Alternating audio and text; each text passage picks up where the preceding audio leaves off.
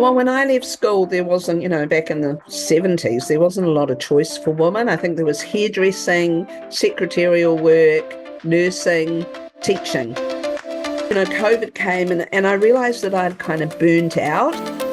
Look, I've had a lot of support in terms of my family and my friends. People used to always say to me, I use that term midlife courage because it does take, a lot of courage to put yourself out there and start something new. And I didn't like the word midlife crisis.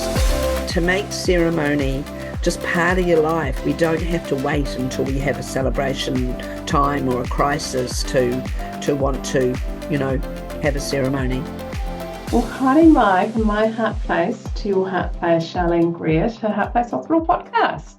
Oh, thank you for inviting me, Jackie. It's just so wonderful to be here. I've been trying to do this for a while, so it's exciting. We're doing it. Yeah, we've done it. We've done it. Yeah. And I always like to start by how we met. And I know that we were connected by fellow heart-centered people several years ago, so maybe 7 or 8 years ago. And then I know through the pandemic, I was on one of your podcasts. So this is reciprocation. Thank you. So today, on today's episode, we're thrilled to have you, Sharleen. You're a lifelong creator and crafter of ceremony with a rich background spanning nursing, counselling, childbirth education, life coaching, and more recently, life celebrancy. So you bring a lifetime of wisdom, tools, and experience to help others weave meaningful ceremony into their lives, especially during these powerful transformative moments in the liminal space. Love it.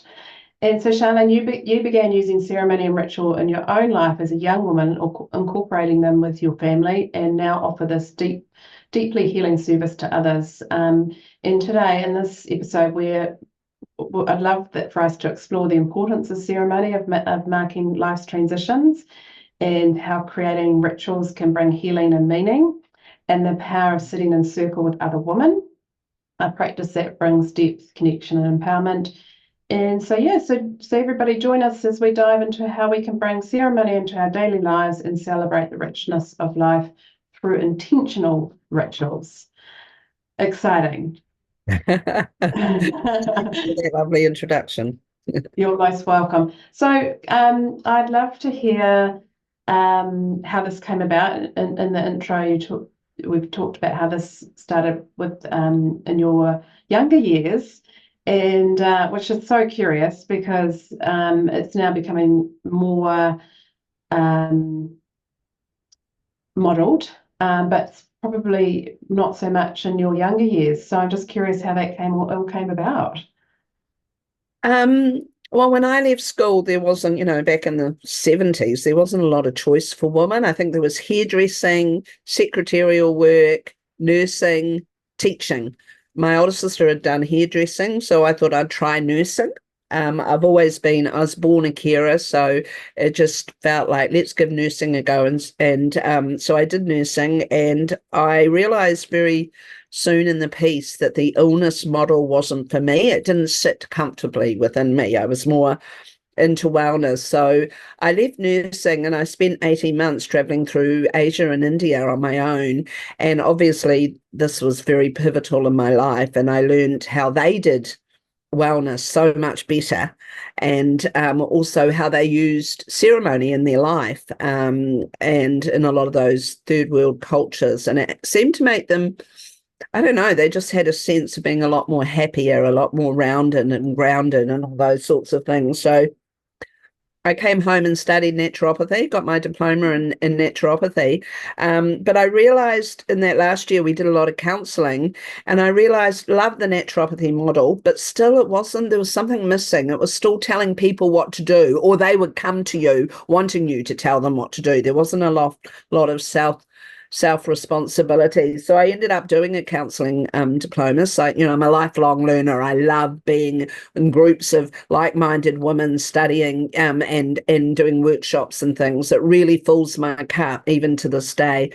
So I did psychosynthesis counselling, and that's a model where they believe if there's something going on mentally, there's something going on spiritually. Like, you're often asking yourself those bigger questions: who am I? Where do I fit? Those sorts of things. So I did that. Also, around that same time, because of what I'd learned in Asia, I started my own ritual group, which is still going today. We celebrate 8 times a year those equinoxes and solstice and in between.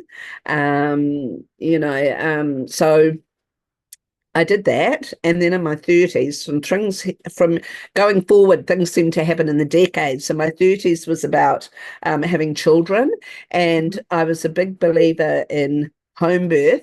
I've always been a bit of an earth mother, but also I saw some not so great things when I was a student nurse in the maternity wards. You'll know about that. And so I did home births. I was very passionate about it. I was lucky enough to have 4. And so I went on to do childbirth education and became a supervisor and took antenatal classes, mums and babies, stretch and relaxation. And it worked really well with, being a parent as well. Got to my 40s, found myself pregnant with my last daughter, and I really kind of hit the wall. I had no energy to kind of be in that giving out profession. So I really just took some space. And I suppose my 40s was about creativity. I used that time to discover what being an artist meant to me. I got back into crochet, which I did in the 70s, making, like purple crocheted waistcoats, but it was exciting because it became a lot more contemporary, and it was amazing. I was kind of known as the crochet queen in my area, and they were fun. It was great to have that outlet while I was having 4 kids. And then came the 50s. The children were old enough. I was missing not working in that wellness kind of arena, which I always loved. So I did life coaching, and I started a business, which I did for 10 years, Midlife Courage, coaching women who are going through menopause and those messy and magnificent years. But what I found in that time, which you'll also know about, and is I kind of, COVID came, and I realized that I'd kind of burnt out. Like if I had kind of could just coach, great, love it. But it was all that pre-work, learning about putting yourself out there, websites, CEOs, social media, all that kind of stuff. I spent a fortune learning all about that. So I wasn't really making money. Not that it's all about making money, but I think we creative people have to kind of own that that's part of it, especially because I've always loved traveling. So I wanted to fund that. So I really took some downtime in COVID, but I did have that sense of really needing to be around women. So I did something I've always wanted to do, and I did my certificate in life celebrancy, went on to get my diploma, and I now have Sharleen Greer Life Celebrant, where I'm working in that ceremony, that ritual arena, and I absolutely love it. I feel like everything's kind of come together. I don't think there'll be another chapter in terms of the paid work arena. I think this is something I can do, for it. It just feels right. But you never know. You never know. I do get restless, but it feels really good at the moment. So that's where I am. Amazing. I love that journey. I'd love for you to share what that journey's been like. Often when you're heart-centered and, like you say, creatives, it's challenging to kind of make a living out of it. So I'm just curious what it's been like how people your family, your friends have supported or not supported you through those journeys. Look, I've had a lot of support in terms of my family and my friends. People used to always say to me, I use that term midlife courage because it does take, a lot of courage to put yourself out there and start something new. And I didn't like the word midlife crisis. But in hindsight, maybe if I use midlife crisis more, because if you go on to, you put that in your hashtags and whatnot, you just get thousands come up. But if you put on midlife courage, not a lot. But, I always try and flip it around to something a little bit more, I suppose, positive. And, everyone knew about midlife crisis, but so I had a lot of support, but because I was new into the business arena, like back in the days when I did naturopathy and counselling, you put out a few flyers and word of mouth and it happened. Whereas, now there's so much with social media and stuff that that's the part I found challenging, and that's where I went out, not if I could have employed a PA to do all that sort of stuff, and Mm. I just focused on what my gifts are, then I think it would have been a lot easier. But like a lot of us people, when we're starting out on a business, we don't, we do it all, and it's Yeah. a journey we go through. And I've learned a lot. It's certainly made starting my new business so much easier, because I realized how many skills I gained, and how I really can hone in on my strengths, and the things that I'm not so great at, I can give to other people, that, it's their strengths and they can help me out. So, and I think it's a big thing for women to ask for help, and, from us women born in the early 60s, it's like, you know, soldier on and do it all yourself. So I've become very good at asking for help, and it's becoming more natural, which is great, and I can role model that. So, I suppose overall it's been a roller coaster in a lot of ways, but some, like parenting, you have those highs and you have your low, and I suppose you parent your new business. It is like that, isn't it? It's like birthing another child. Yeah. Yeah. And I think I've seen it too in the time that I've been in business, is that there's now more collaboration Yes, going which is on. great. So alignment and collaboration, so that we don't have to do it alone. Whereas that was quite modeled, that you're doing this, you have to do it all. And I think that's part of being a woman too, isn't it? We were modeled, we can do everything. We can do anything, but we can't do everything. Yes. Yeah. Yes. Yeah. Yeah. I love the spin on words. I love like I was using system disruptor for a long time, whereas now I'm using the words cycle starter, so that we Right. can see, more kind of grassroots solution based um, solutions. Yeah. Yeah. Yeah. Cool. Yeah. Cool. And the other thing that I love too, another word that I love is we often hear of, post traumatic stress disorder, whereas there's also post traumatic growth as well. So I'm loving that one too. Look, even my Zoom loves it. Um, so yeah, so that's so cool. And so I just love for you to share with us like how you do bring ceremony into your daily lives, and how you support others to do that too. Yeah, I've realized that, we talk about doing ceremonies to mark major life transitions and celebrations, which is so important. But I started getting into like, how can we do this on the daily? And, Mm. I love that term. I suppose one of my catchphrases is be ceremonial. Like, how can we be ceremonial? And in actual fact, in a lot of the like Australia and other places, they're starting to not use life celebrant, they're starting to use ceremonial, because not every life transition, as you know, is a celebration. But I felt that word, I'm still getting my tongue around ceremonialist. Yeah. um, yeah, so I started looking at how can we bring ceremony into our daily life? And I suppose I learned a lot of this through coaching, my coaching skills and stuff. And I talk about the bookends of the day, like what can we do in the morning and what can we do in the evening to kind of bring in those bookends of the day. And just simple things like in the morning, I have the ritual where I have my cup of cacao, and I do it kind of intentionally and sit down and out in nature and get my sunlight and really think about the day, do some journal writing, anything like that is really just daily actions done with Mm. intention. And then the same at night, I always have my cup of tea, but I do it, I've got a gorgeous um pottery teapot and a little pottery cup, and there's beautiful, do it as a ceremony, the tea ceremony, and kind of start winding down from the day, do my gratitudes and get ready for that night's sleep. And then during the day, I call them bench park moments, where we actually just stop, take a breath, take a moment, look around us, be in nature.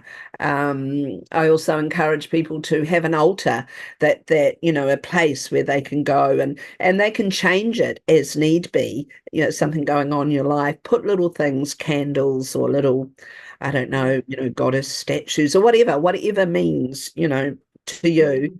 And to make ceremony just part of your life. We don't have to wait until we have a celebration time or a crisis to want to, have a ceremony.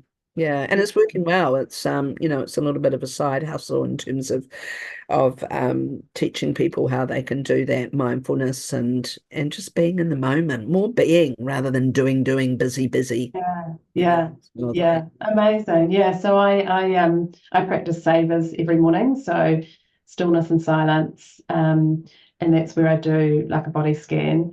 And then I do affirmations and appreciations. And then I do visualizations, so SAV. And then I do some exercise. I take the dog for a walk. I do some reading. It might be a quote, it might be some of my book, whatever comes up. And then I do scribing, so my journaling, so Oh, savers. great. Yeah.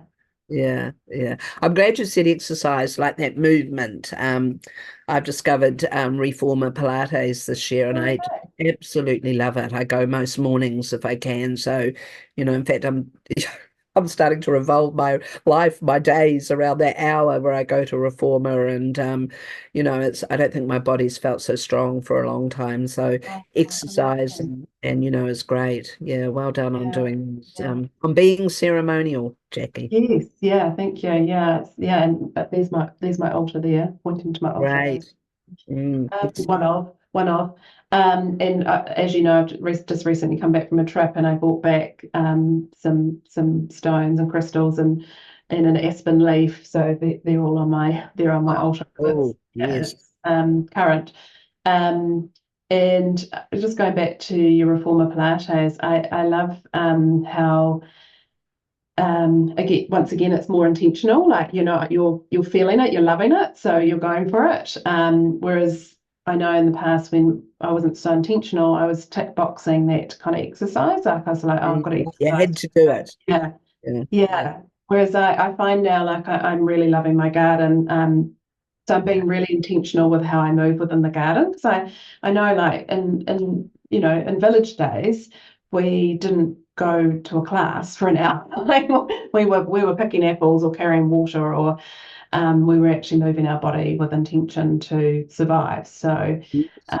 yeah, that's what I'm enjoying, and walking, and then dance. We do a static dance here. So Yeah. and Yeah. again, it's very intentional in the sense that we start with a ceremony, and we we feel, we're so interoceptive, so into our bodies that we can feel where we actually need to move. So it's not Yeah. about looking good. No. I went to something recently where they dance in the dark. That's becoming Oh, yeah, that's fun. Yeah. Yeah, it was fun. I really enjoyed it. But there was part of me that's like, oh God, why do we have to be in the dark to let go? I like more of what you're doing, and I must come up to one where, Yeah. we can That's still right. be Yeah. seen and Yeah. be ourselves and dance to Yeah. whatever way our body's needing to dance. Yeah, no, and it's cool because you kind of, you sort of eye does wander, and you see others sort of moving uncoordinatedly, but moving with intention, and you think, yeah, cool, gives me permission to do that too. But yeah, so like I said, you say in the dark, you're kind of like, what are they doing? Yeah, but it's a good start, like if you, Some people really, have given them doing it that way has really given them permission to explore their body in a new way. So yeah, there's always there's always it's always going to suit some people. Yeah. yeah, definitely, yeah.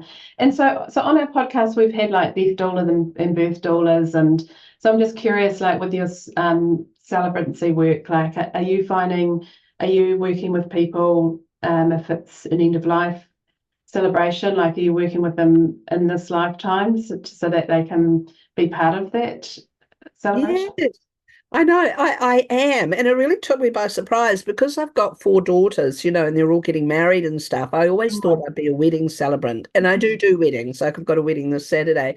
But, I just got really curious. I don't know if it's an age thing or I had been to funerals, which I felt just really didn't mark that person. And then I went to a funeral and I thought, wow, that was such a cool funeral, if you could say that. And so I really got fascinated with death. And I suppose that's where my heart's been over the last couple of years is just exploring that whole arena. Like I've had I'll be honest, I've had a huge fear of death my whole life. And so to be able to go out there and get curious about it, and I've trained with some wonderful like Seneth Farago, who's an Australian, lives in Australia, and she's been in this arena for 30 years, and she calls herself a death walker. I went over to Byron Bay and did some study with her, and just amazing. But you get it's such a big topic that I was like, oh, am I going to be a death doula? I got right into wanting people to plan their deaths or to plan their end of life because my mum passed and it wasn't like that, and it was just so stressful, and it could have been so much better. So I kind of delved into so many things and got curious around so many things. And then I realized perhaps I think going to Zena's workshop was pivotal, and like, no, it's ceremony that I want to do. I want to bring the afterwards. Well, no, some, I've done living wakes or memorials, but also at the time, like bringing death back home. Like the living room used to be the dying room. Like people are questioning the whole how we do funerals, how expensive it is, and how it's not eco-friendly. Like people are doing wonderful things, like the woman up your way who's doing shrouding and dying to die, and people making felted and basket weaving, all sorts of things. It's just fascinating. And I really want to work with people that are deciding to have a ceremony, not necessarily at home, but in an environment where they're really taking charge, not the funeral director or someone else. And I've kind of started just falling into making a little bit of a niche where I've been doing funerals for well, they have been women, funnily enough, in their 90s. And it's just so satisfying to tell their story, because I've always been a bit of a storyteller, and to talk to their family. And you've only got 3 or 4 days to put this together. And I just get huge satisfaction. The last one I did was at a graveside, and yeah, just really feeling like I can honor that person and tell their story. I mean, I encourage the family to tell it, but the last two I've done, the family have, really wanted me to tell the story. So so more working in that death arena around ceremony, but I think it's always nice to balance it out with the odd wedding. And I'm very, very love, as you said, that liminal space that we go into when we're in transition, and ritual works so well for that. I had my own healing ceremony around my mother's death where for ages I was thinking, oh, it was so traumatic. I have to go and do some traumatic deep counseling, and I was avoiding it. And then this woman said, do a ritual around mums and daughters, and and my shoulders dropped, and it was just such a healing ceremony. And it really is so powerful, that whole ceremony place. Yeah. We did a friendship circle. A young friend of mine passed this year, and we did a friendship circle the day before the end of life ceremony. And I'm Yes. so grateful because we had this bond, a new bond, because there was new people that came into the circle. And by the next day, it really was a celebration of her life. So I just Yeah. found it very powerful, very, very cathartic, and just felt, huge love and of course sadness, but and grief, but the love came through so much more for us, and in this newfound kind of bond was created, Mm, yeah, mm, for this mm. year. I So think if you do acknowledge that sadness and grief, there's a big kind of shift on, we're celebrating someone's life. But no matter how old they were, even these women in their 90s, their grandchildren were really upset. So to be able to acknowledge the sadness and the grief and get that out, and then you do move to this place of real celebration and real love. So we've got to, I believe we've got to encompass it all, and ceremony is a really great way of doing that. Yeah, beautiful. I wanted to backtrack just about your daughters. I always remember several years ago you told me that you would do like ceremony every 7 year for their every seventh birthday, and I remember Yeah. thinking, oh, damn it, I wished I'd known that one when I was raising my girls. I would have loved to have done that. So I just wonder if you could share a little bit about that.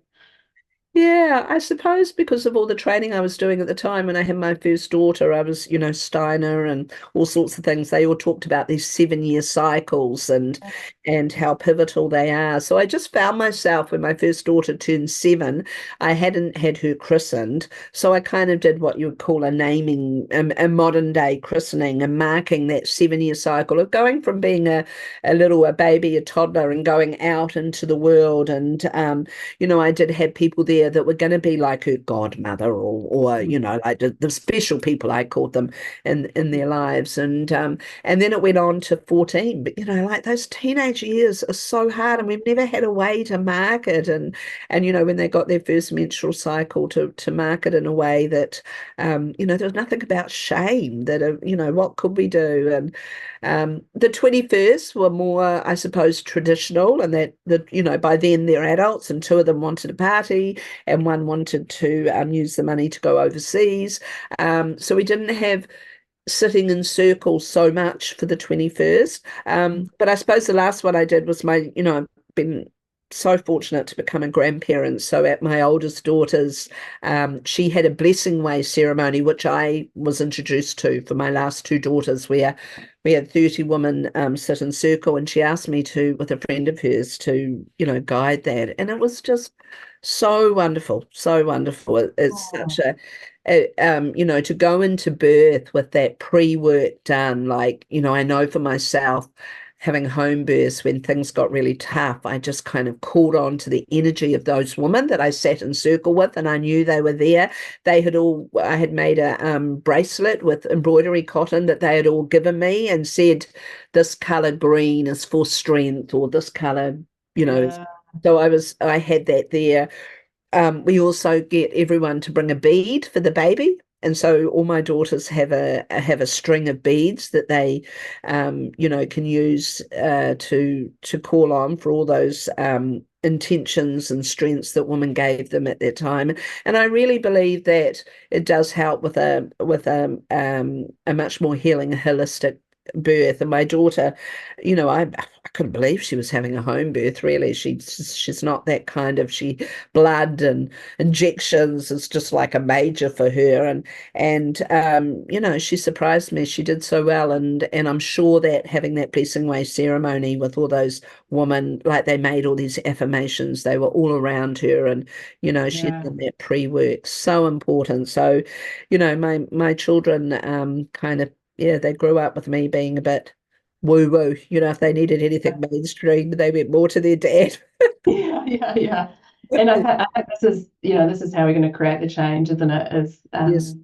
for us, the pain to purpose stories and Yeah. plant the seeds for the generations below us. But also like what you've done with your mum as well. She's Yes. Yeah. you sent her off in peace. So Yeah, it's definitely. generations above and generations below. And also the work that they did for us as well, the woman before Yeah, us. So definitely. Definitely. Yeah. yeah, Yeah.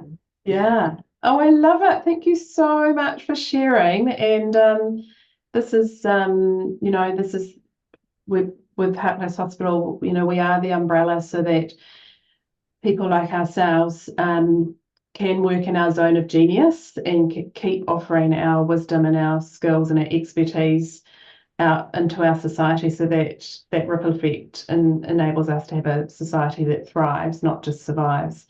Yes.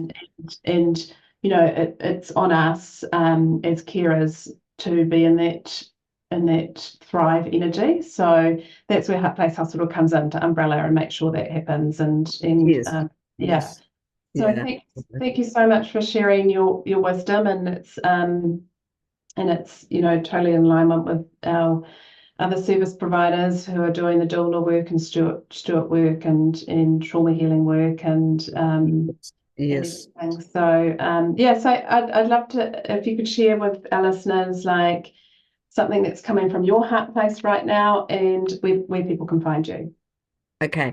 I think the best place to find me is just on my website because it's got my contact details and stuff. I put my heart and soul into doing a new website this year, and it was so much fun. I was able to call on people to help and learn my expertise, and very proud of my website. It's still, yeah, it's but it's that's a great place to find me. So that's just www.charleengreerlifecelebrant.com.